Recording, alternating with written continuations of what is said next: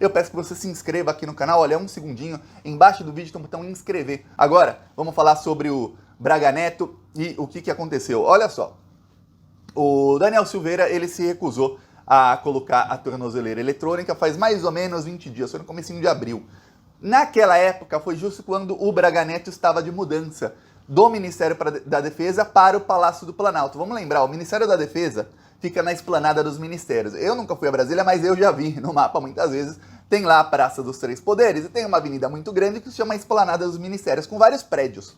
Lá estão todos os ministérios. Ministério da Economia, Ministério da Agricultura, Ministério da Defesa, enfim, todos. E os ministros trabalham lá. Mas há alguns ministros, como o da Casa Civil, o ministro do GSI, que é o General Heleno, que trabalham dentro do Palácio do Planalto. O Braga Neto trabalhava no Ministério da Defesa, então ele não via o Bolsonaro todos os dias, não se encontravam todos os dias. Então as ideias golpistas do Braga Neto não chegavam ao Bolsonaro todos os dias. O Bolsonaro estava cercado de pessoas do Centrão. O ministro da Casa Civil era do Centrão, o ministro da Secretaria de Governo do Centrão, que trabalha lá no Palácio do Planalto, outros ministros que trabalham no Palácio do Planalto, todos do Centrão. Então o Bolsonaro estava em contato com esse pessoal todos os dias. Em abril, o que aconteceu? Muitos ministros tiveram que, no dia 1º de abril, tiveram que pedir demissão, porque eles vão concorrer às eleições.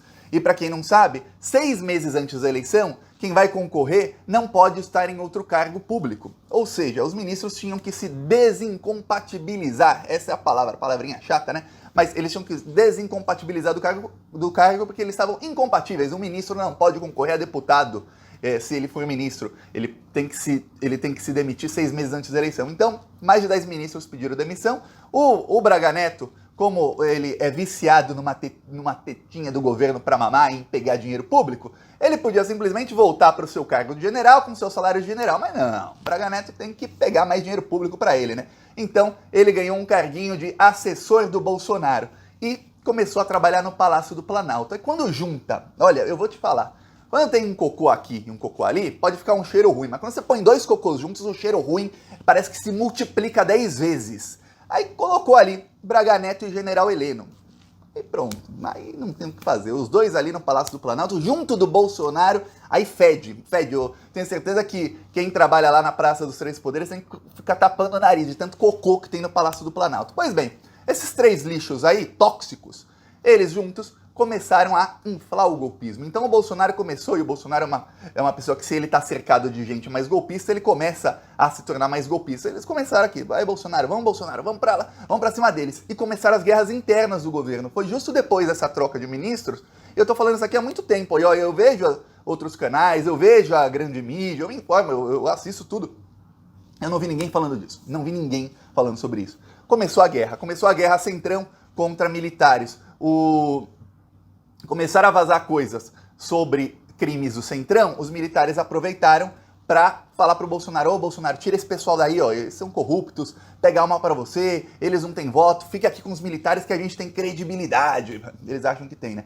Aí, e os militares, se tem uma coisa que irrita esses militares, é qualquer coisa que fale contra a imagem das Forças Armadas. Então, quando eu, por exemplo, aqui chamo eles de cocô, falo mal dos militares, eles odeiam. É por isso que eu sou investigado pela BIM, por não sei o quê, que eles me ameaçam, porque eles sabem que se todos os brasileiros assistissem o Plantão Brasil, todos os brasileiros saberiam do lixo que eles são. Pois bem, aí o que aconteceu?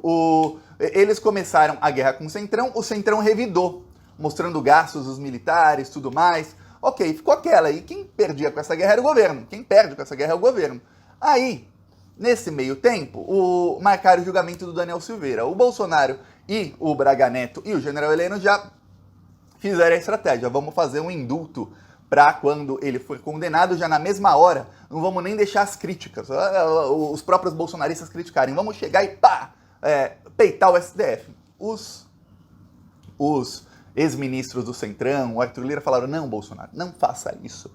O Arthur Lira até começou com outro plano, que era o seguinte: o Arthur Lira mandou para o Supremo Tribunal Federal um requerimento dizendo: olha, Daniel Silveira foi condenado, está inelegível, mas a inelegibilidade dele, quem tem que decidir é o Congresso, porque ele é deputado, então não pode o Poder Judiciário chegar para o Poder Legislativo. O Poder Judiciário é o STF, o Legislativo é a Câmara dos Deputados, interferir dizendo, ó, fulana não pode ser candidato porque a gente condenou. Não pode. Então, eu tô pedindo aqui para o STF para que deixe a última decisão ser da Câmara dos Deputados. Isso podia dar certo ou não dar certo, mas era a tentativa ali do pessoal do Centrão para acalmar o Bolsonaro, para dizer, ó, o Daniel vai poder ser candidato sim, talvez, vamos esperar aqui, vamos esperar os recursos também, tudo mais. Os militares falaram, não, vamos para cima do STF. Vamos para cima deles. Os militares estão irritados com o STF porque há mais ou menos 10 dias atrás, a Miriam Leitão, ela divulgou áudios que provam a tortura na ditadura militar. É assim, todo mundo sabe que teve tortura, está nos livros de história, você vê lá, eu lembro na escola, em todos os livros de história, viu? Inclusive em mais de um dos anos que eu estudei na escola, quem tiver aí filhos, netos, sobrinhos, irmãos, ou quem for adolescente e tiver aí assistindo ao vídeo, diga, no seu livro de história, lá no primeiro, segundo colegial, não lembro direito, aparece até a foto do Vladimir Herzog, que foi um jornalista que foi torturado e morto pela ditadura. Aparecem vários relatos de tortura, tudo mais, então todo mundo sabe que existiu. Mas as pessoas acabam esquecendo, porque se você estuda isso quando você tem 12, 13, 14, 15 anos de idade, aí depois você já tem 20 anos, você já esqueceu. A maioria, ainda mais com a qualidade do ensino público no Brasil, as pessoas, muita gente nem lembra que estudou isso. Pois bem, os militares contam com esse esquecimento da população para que eles mantenham uma credibilidade. Só que quando vazam áudios que mostram isso, aí os militares ficam irritados. Para que você tenha ideia, esses áudios foram tornados públicos pelo STF em 2017. Só que são muitos áudios. É um conteúdo muito grande. Então um historiador separou parte do conteúdo, entregou mastigadinho para Miriam Leitão e a Miriam Leitão soltou a público, que ela tem um alcance muito maior do que um historiador. E aí os militares ficaram irritadíssimos. Por quê? Porque o Bolsonaro e os militares, justo naquela semana, estavam tentando emplacar uma narrativa de que não teve tortura na ditadura. E essa narrativa de que eles estavam tentando emplacar é exatamente o golpismo do Bolsonaro aumentando. Porque para falar que não teve tortura na ditadura, o que eles estavam tentando fazer era o seguinte, convencer um maior número de pessoas de que ó, a ditadura não foi tão ruim, não teve tortura, isso aí era tudo terrorista, não sei o quê, os poucos que foram presos ou mortos era tudo terrorista, tortura não teve, não se preocupem com isso, ó, a ditadura foi boa. E aí, aumentar o golpismo. Chegaram os áudios, acabaram com eles. Os militares ficaram irritadíssimos com o STF por ter tornado esses áudios públicos em 2017. Eles falaram, peraí, vamos agora aumentar a tensão contra o STF agora.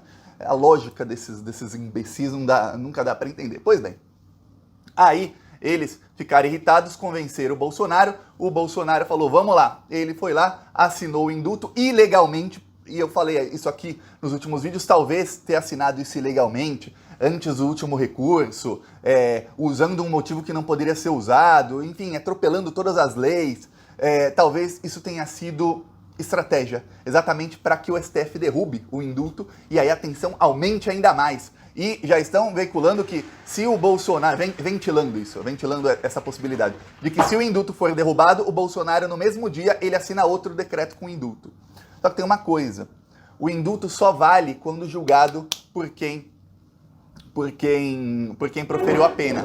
Ou seja, vou te dar um exemplo, quando tinha o indulto natalino todos os anos, o indulto é feito pelo presidente, mas não é automático. O presidente vai lá, decreta, indulto para todo mundo. Para 100, 200 pessoas que estavam presas. Aí, o juiz de cada ação penal tinha que ir lá e realmente está aqui o indulto, concorda. Alguns juízes falavam que não, aí dava recurso, ia para não sei o que, subia, demorava às vezes meses para a pessoa que teve o indulto ser solta. No caso do Daniel Silveira, pode demorar meses? Pode, por quê? Porque o STF é quem vai julgar esse indulto. Aqui, o Moarama, lá no Paraná. Cidade que deu mais de 70% dos votos ao demônio. Tira esse cara daí, tira esse cara daí.